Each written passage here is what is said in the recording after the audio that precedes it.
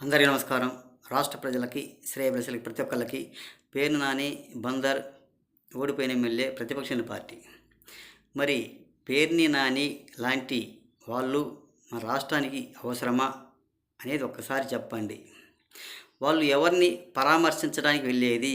ఒక గంజాయి బ్యాచీని, ఒక సీపు లిక్కర్ బ్యాచీని, ఒక డ్రగ్స్ బ్యాచీని, అటువంటి వాళ్ళను పరామర్శించడానికి వెళ్తారు, వెంట పెట్టుకుంటారు.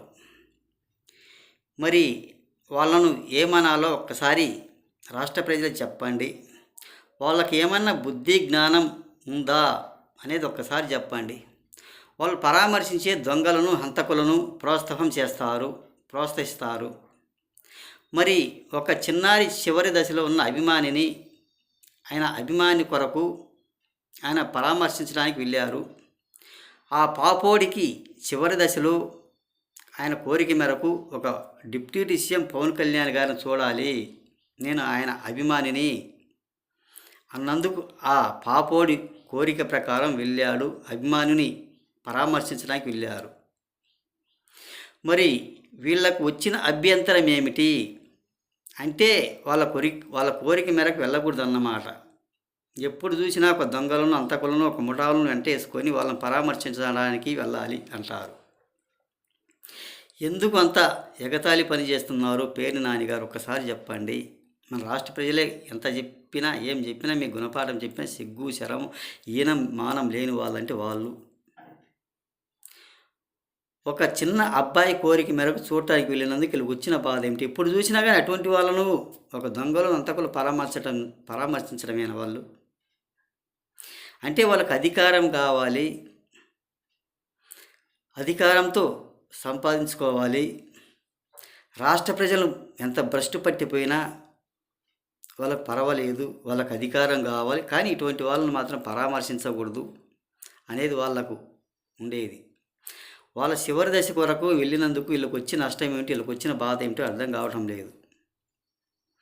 ఎవరైనా అంతే కదా, మన రాష్ట్ర ప్రజలు ఎవరైనా కానీ కోరుకున్న చోటకి వెళ్ళాలి.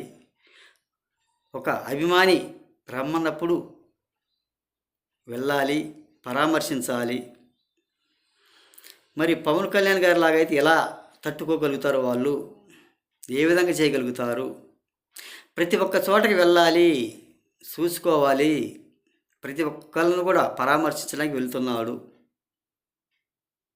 ఒక్కసారి ఆలోచించి మాట్లాడమని చెప్పండి పేర్ని నాని గారు. వీళ్ళకి వచ్చిన అభ్యంతరం ఏమిటో, వాళ్ళకి అధికారం కావాలి, ఇటువంటి పనికిమాలిన మాటలు మాట్లాడుకుంటూ ఉండాలి. రాష్ట్ర ప్రజలు ఎంత చెప్పినా వీళ్ళకి బుద్ధి జ్ఞానం అనేది ఉండదు. వాళ్ళు అటువంటి వాళ్ళని పరామర్శిస్తారు, అటువంటి వాళ్ళకి కావాలనుకుంటారు. మంచి వాళ్ళు, ఒక ఆరోగ్యం బాగలేని వాళ్ళను పరామర్శించడానికి వెళ్ళే తప్పని అనుకుంటారు. మరి రేపు ఎలా గుణపాఠం చెప్తారో, ఏ విధంగా గుణపాఠం చెప్తారో వాళ్ళకు ఒకసారి ఆలోచించుకొని అర్థం చేసుకోండి అని తెలియజేస్తూ, ఇటువంటి వాళ్ళు మన రాష్ట్రానికి ఎమ్మెల్యేలు కావాలన్నా,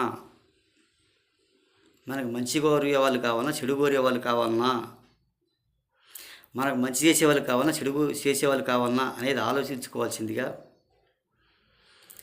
వీళ్ళు హంతకులను పరామర్శించే వాళ్ళేగా, ఒక మంచి వ్యక్తులను, అవసరానికి వచ్చే వాళ్ళను, వాడుకునే వాళ్ళను వాడుకొని వదిలేస్తారు వాళ్ళు. మనకు అయిన వాళ్ళ కోసం వెళ్ళరు అనేది ఒకసారి తెలుసుకోవాల్సిందిగా.